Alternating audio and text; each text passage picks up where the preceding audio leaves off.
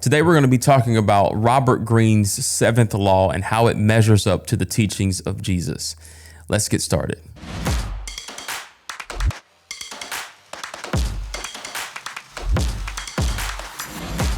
Welcome back, everyone. Thank you so much for checking out this video. Before we get started, please take a moment to support this channel by liking, sharing, commenting, subscribing, and hitting that notification bell.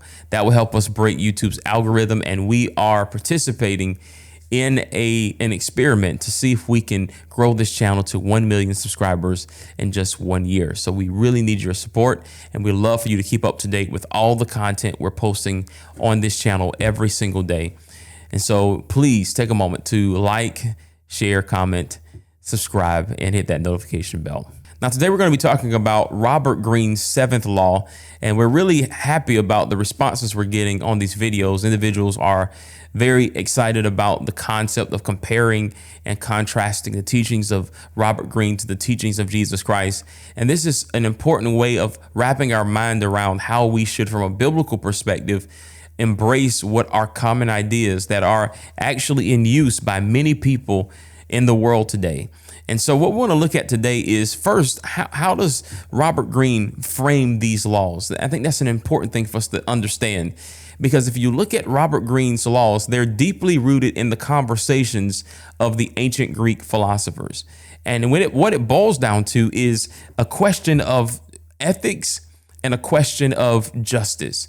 What is the right thing to do? And is it worth doing the right thing in our pursuit for power and success? William Durant, in his book, The Story of Philosophy, basically posed the ethical question of the ancient Greek world, which is, by the way, in many respects, still being attacked and addressed even in the writings of Robert Greene and the likes in today's world. The big question was whether or not a person could be righteous and powerful.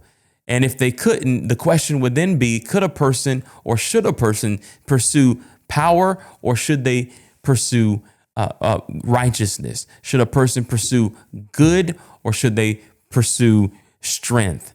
And this is the thing that Robert Greene's writings really engage. They ultimately choose that it is worth declining or denying righteousness and good so that one can have power and strength. And the reason this is the idea that is commonly accepted is because they assume that if one uses evil or darkness or power and strength, they can ultimately accomplish some sort of good. So even though we may not do it the most godly or good way or righteous way, we can, in the end, we can use the evil that we have to embrace in order to accomplish good. Robert Greene states that one should get others to do the work for them, but always take the credit. It may not be the most noble thing, but it's the necessary thing in order to get power and then ultimately to have success, and then likewise have impact. So the question is, as we're thinking about this, is this the most beneficial way to live? In fact, Robert Greene, in talking about the seventh law, he states that the seventh law is a use of wisdom, knowledge, and legwork of other people to further your own cause. He says, not only will such an assistance save you valuable time and energy, it will give you a godlike aura of efficiency and speed. And in the end, your helpers will be forgotten and you will be remembered. That's a striking thing there, because that is very true. But the question is it necessary, and is it good or helpful in the pursuit to acquire power? Especially as we're thinking about this from a Christian perspective. He goes on to say, never do yourself what others can do for you. Robert Greene continued in 48 Laws of Power and stated, do not be naive at this very moment while you are slaving away on some project, which would in many people's eyes be the virtuous thing to do, right? To be at work, hard at work. In fact, if you look at biblical scripture, it encourages us to work hard and to engage in the pleasure of our fruit from our hard labors. But here he is stating that a person could be slaving away, and he states there are vultures circling above trying to figure out a way to survive and even thrive off your creativity. That is the dark world, the dark side of this world that he is wrestling with in this quote. He goes on to state, it is useless to complain about this or to wear yourself ragged with bitterness. Better to protect yourself and join the game. So notice what he does here. He compromises the possible good in this situation and says, don't be concerned with that. Just get on with the evil. Just get into the game that is being played and win that way. He goes on further to say, once you have established a power base, become a vulture yourself and save yourself a lot of time and energy. In other words, Robert Greene is seeing here that the creativity and the works of other individuals, in fact, individuals themselves, are in a way servants of us who are vultures, so that we could go out there and accomplish whatever success we may have without necessarily putting in the work. You see, there's a moral compromise happening here. And we know that this is the case in several of these laws because Robert Greene does not believe in a true morality, if you will. The ultimate morality is, as some philosophers would say, to be successful and powerful.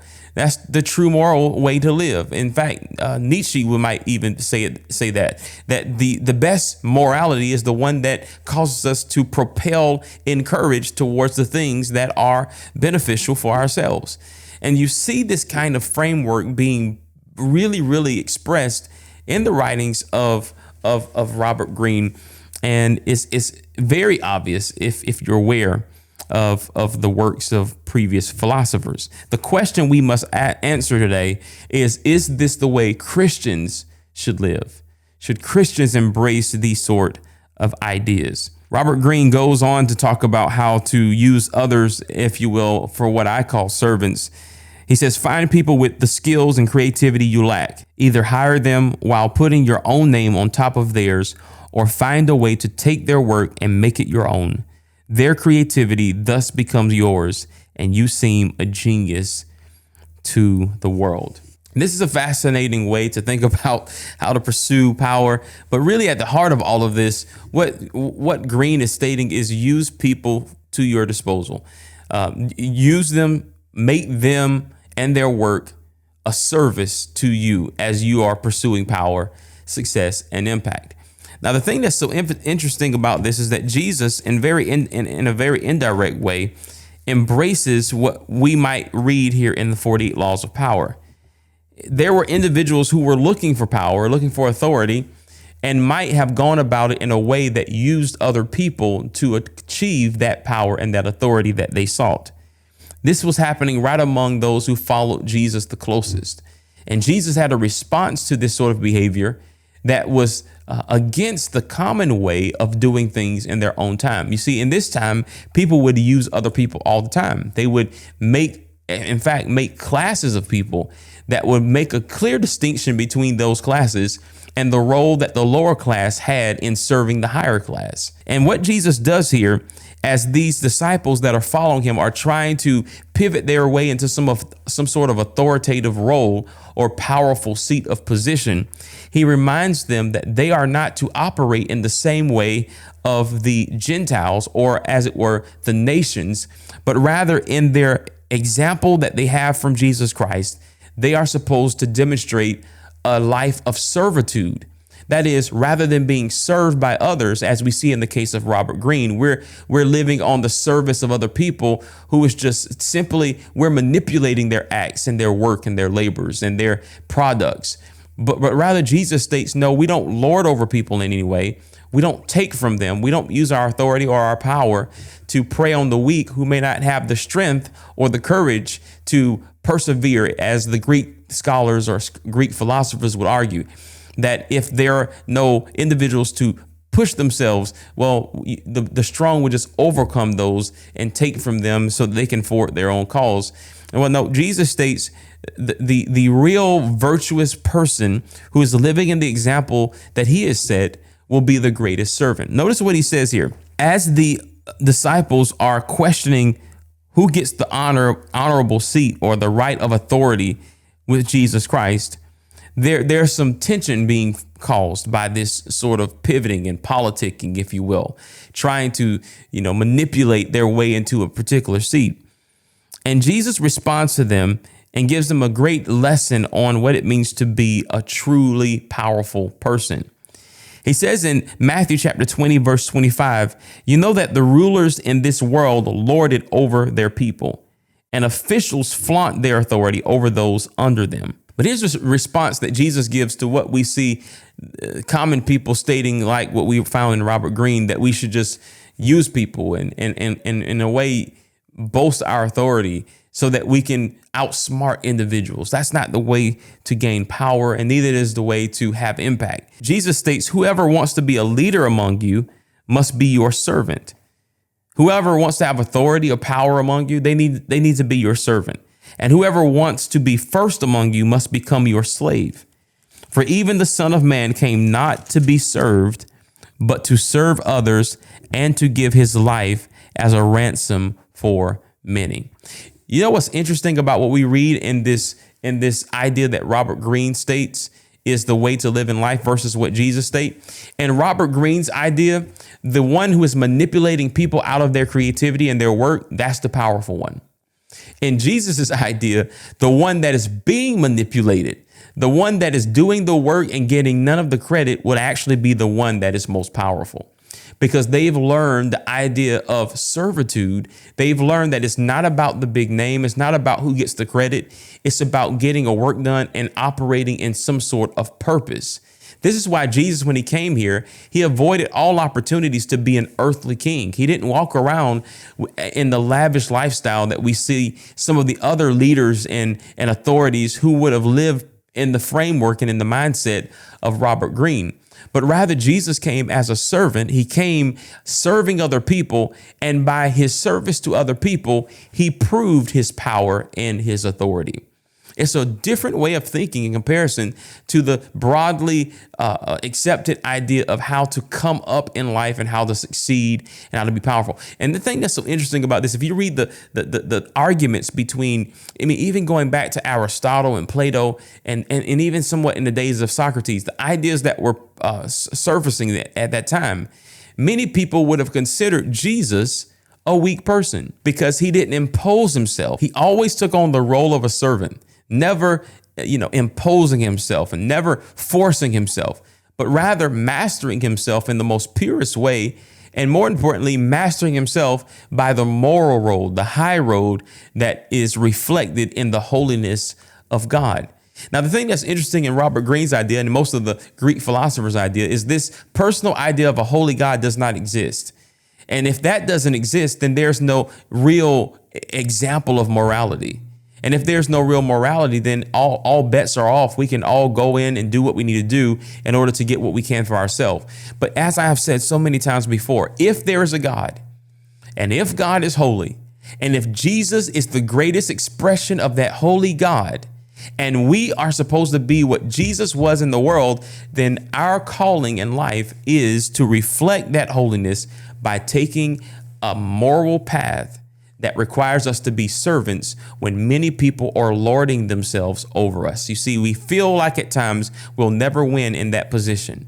But what Jesus shows us is it's okay to be the servant. It's okay to render your service to others while they're trying to take everything they can from you, because there is a God who sees all of these things and he rewards according to your obedience to his example in Jesus Christ. So friends, while it is very attractive and very tempting to take the path that Robert Greene sets in using other people and manipulating them and taking credit where credit is not due, that might be the approach.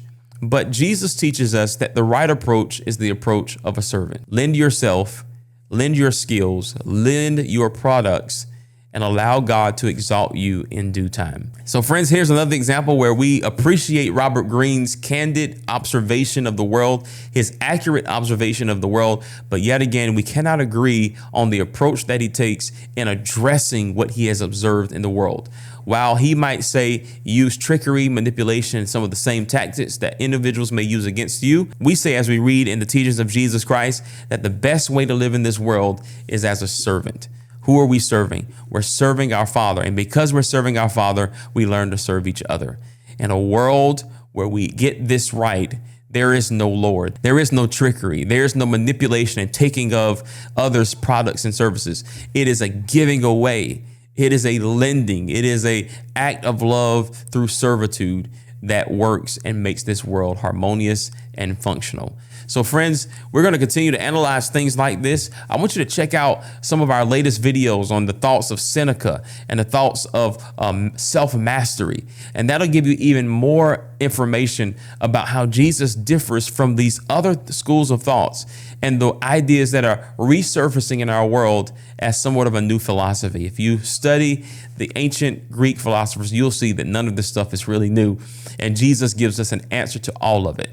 So stay tuned. Make sure you like, comment, share, subscribe, hit that notification bell, because we're going to be back tomorrow with another video talking about the common ideas in our world and what the Bible has to say about it. Thank you so much for watching. Until next time, take care and God bless.